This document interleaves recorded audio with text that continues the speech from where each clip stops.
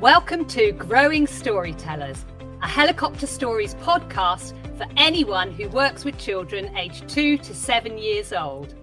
I'm Trisha Lee. And I'm Isla Hill. And today in this podcast, we are going to be continuing on our journey of looking at the connections between helicopter stories and the EYFS framework. And as last time we were looking at communication and language, we are also doing that today, but we're moving on to another early learning goal, which is expressing ideas.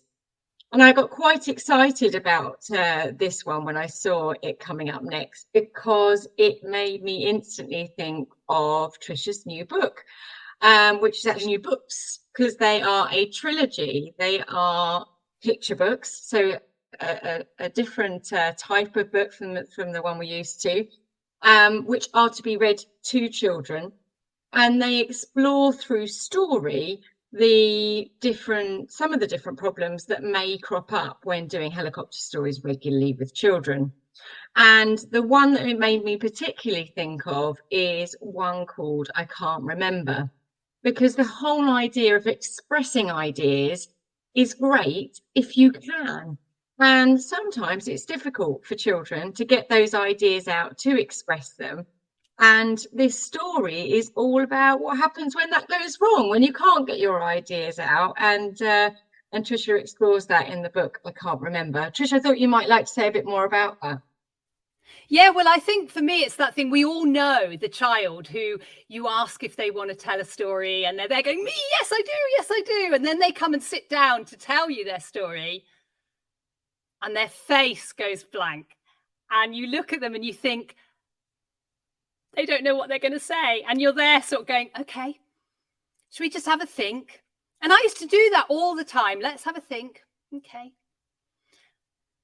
And then after a while, I'd always say, well, do you want to come back later and come and tell your story? And I remember talking to Vivian Gussin-Paley about this, and because I never felt right about it. It always felt a bit like it was an awkward moment. And then sometimes I go, oh, maybe it's okay. They've come and they've sat here for a little while and maybe that was enough.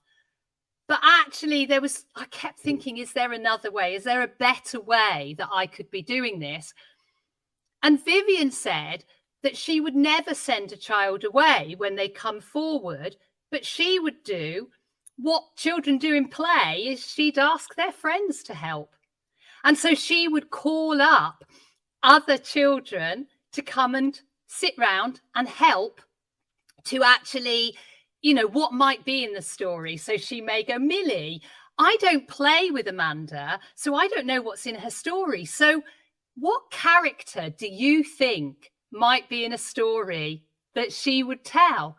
And the children, 2 or 3 children, would have an idea, and maybe a princess, or maybe it's a monster, or maybe it's a house and, sort of with magic going in the windows. I don't know.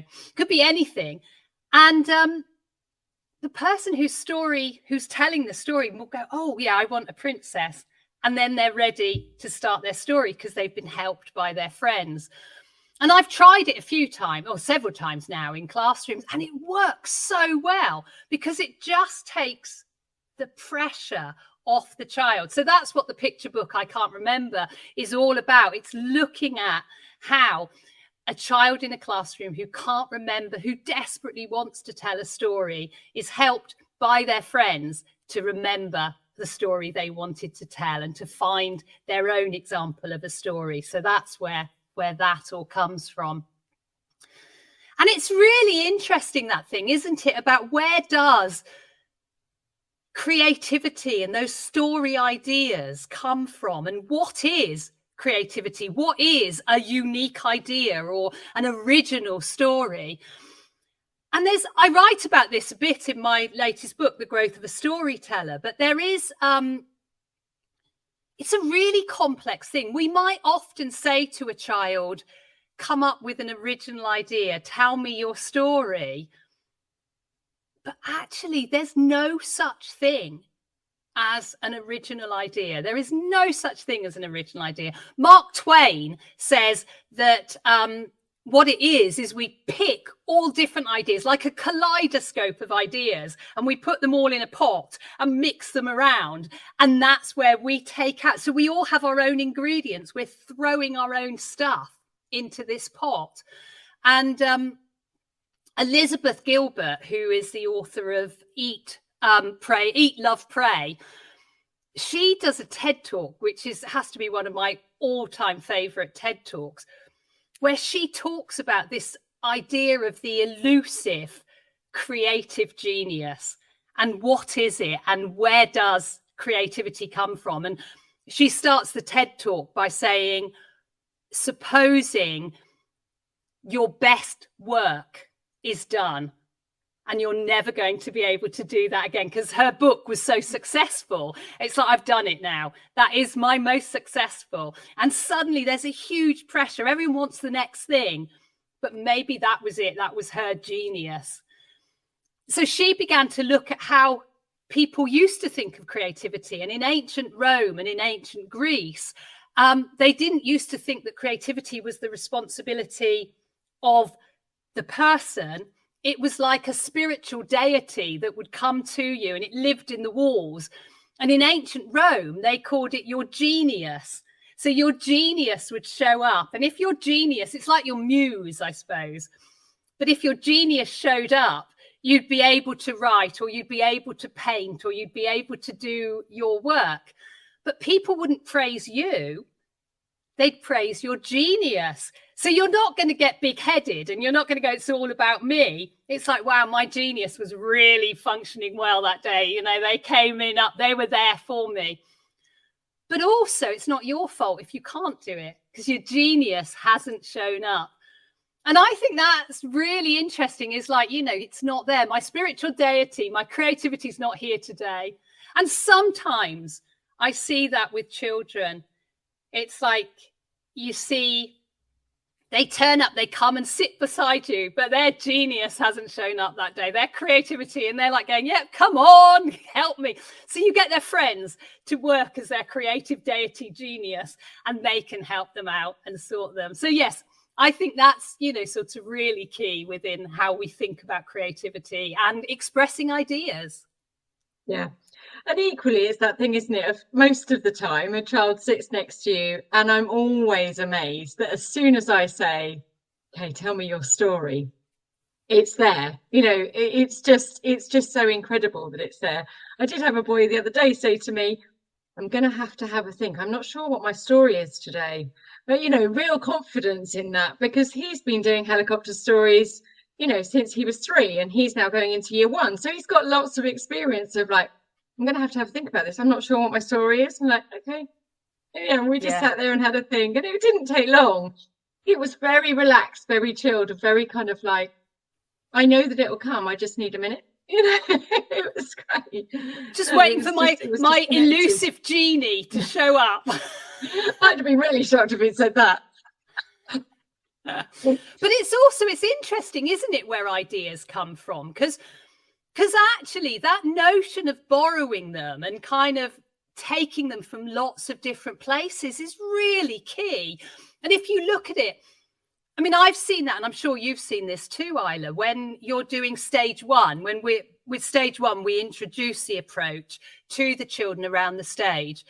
And part of that is actually getting the children to tell us stories. In stage 2, they tell us stories around the stage. And one of the things that I often notice is that maybe the first child will go pumpkins in their story if it's coming up to Halloween or something. And then the next story will go pumpkins and a ghost. And maybe that comes into their story. And then maybe the third story will be ghost and monster. And then the fourth story might go pumpkins, ghost, monster, you know what I mean? And incorporate them all. But you see these links. And it's not just the characters they borrow. There can be whole phrases. Crept behind a tree, and then 5 stories later, because they're hearing each other, you've got crept behind a tree showing in another story. Yeah, and that shows the listening attentively, doesn't it? Again, to come back to that other communication and language early learning goal of I'm listening that attentively, I can remember that phrase word for word and then incorporate it into my own story. And that I think is really exciting and shows a kind of cognitive level that we don't necessarily often see with children. It's obviously going on, it's obviously there, but for them to articulate it, for us to actually witness it, is quite an exciting thing. And the borrowing of, and it also the magpieing of stories from each other. Well, and it's interesting, isn't it? It's because they borrow from each other when they see their stories acted out as well. So maybe the next week, we've talked a bit about that before, they'll take an image. But also it talks more about why the scribing of stories, as much as possible, needs to be a community activity as well, that we can do that with other children gathered around and hearing, or Vivian used to do it at her table, that it's a real community thing. So you are able to borrow and take those ideas from each other and share those stories. But and of course, some of the shyest children only get that opportunity, or only find their way in, because they've listened to the child who's just gone before them, and they go, okay, she was smiling and nodding, she wrote that down, it was all good, I'm going to do the same story because it's safe, I know it works, it's going to be my first story, or my way into my story today, because I've been given that confidence by another child and witnessing that moment. Yeah, and that I can express my ideas through the story they've told. I found a connection in that way and I'm able to do it. Yeah, that's really good. And also the other thing is that it's that link to where they get stories from popular culture, so that you'll find things like Peppa Pig or The Little Mermaid or Ben 10 or Minions. I seem to get loads of Minion stories at the moment, but you get, sort of a whole range of different characters that the children know, and that maybe as an adult, it's not my popular culture because my child's not that age anymore. So I actually need to go and keep up and find out who it is that they're talking about and seeing that. And I think that's really interesting, actually, in terms of where children, because we talk a lot about expressing ideas and being able to, re-talk about things that they've heard before, looking at how they, sort of share ideas from before, sharing vocabulary. But it's so important that we actually recognize popular culture, that they're doing that they are demonstrating an understanding of stuff that they're receiving and being able to show that and, talk about that and share that in the stories. And that's the ideas that they're expressing. Because sometimes I think we can get a bit hung up. Oh, I don't want those stories. I don't want that. I want you to have a new idea. Whereas actually we should value that they're still expressing ideas, regardless of whether they're kind of popular culture characters that they're talking about in that. Absolutely. And there's evidence again there that they are picking up new vocabulary and then using it, because sometimes there's all sorts of language, isn't there? Look at the world of Pokemon, for example. My goodness, scribing Pokemon stories is incredibly difficult. And you say, sorry, what? And I just end up writing lots of phonetic things that sounds like something that they've said. Yeah. Yeah, all of those. And you're just like, right, okay, I'm just going to keep writing. But they're actually hearing those. And it could be vocabulary, it could be names that are characters that are included, and then they're using them in their own stories. So we're seeing evidence of that in popular culture as well. It's not just have you incorporated an element of Red Riding Hood in your story. It's actually much broader than that, and evidence of that is quite wide if we value those stories, the stories that come from Minecraft, or one of the wonderful things that we've enjoyed, I know, over the past couple of years, and a bit more when it comes to some of our resources, is sharing with the children some of our own stories from the Story Basket.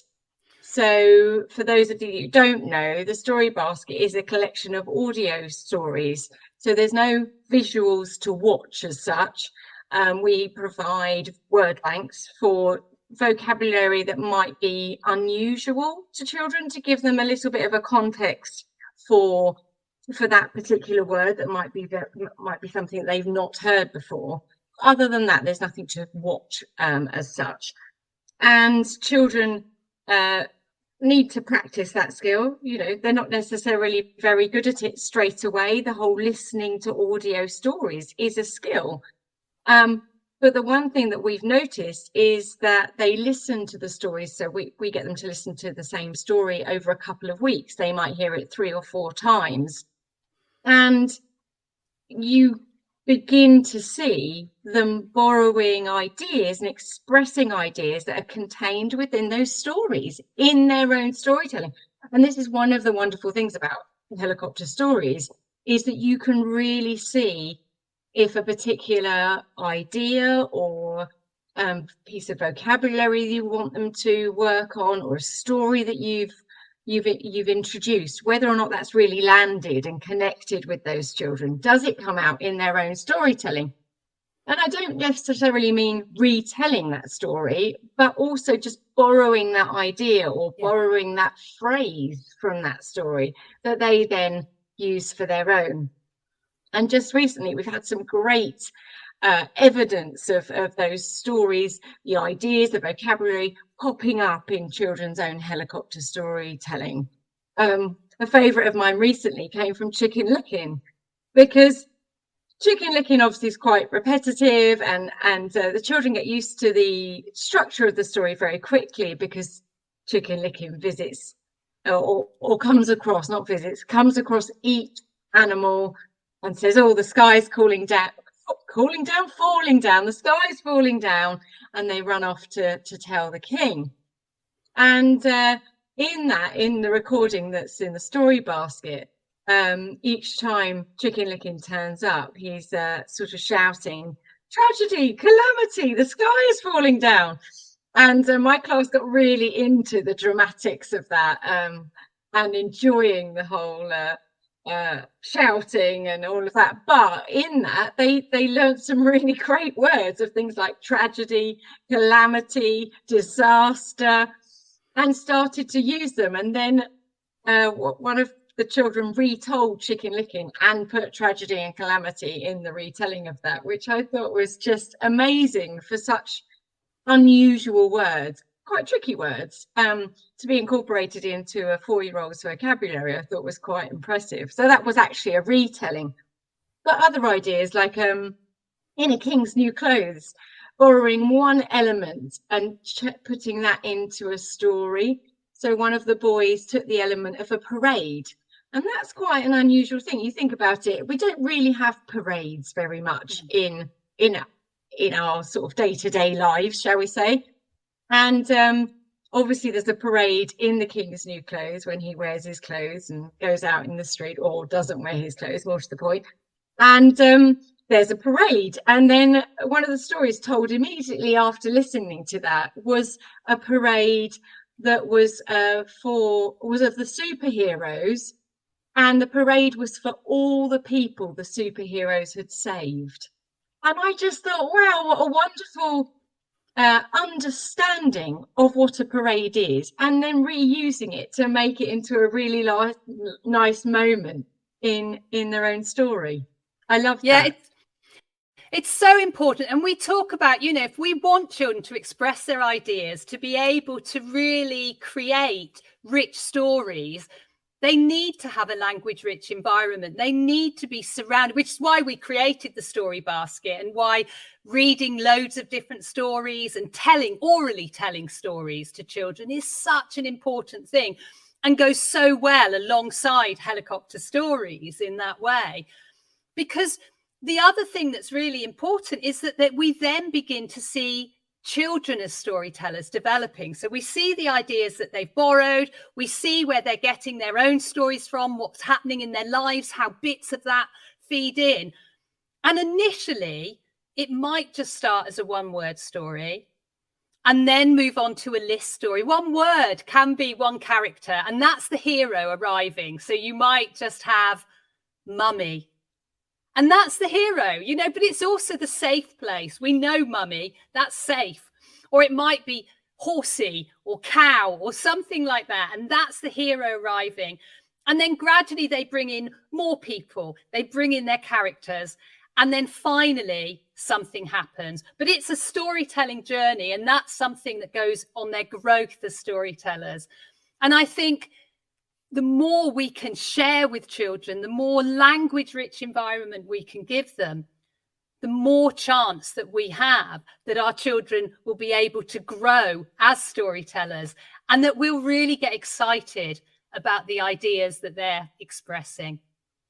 So that's all for this podcast, but we look forward to going deeper next time. I'll see you then. Bye.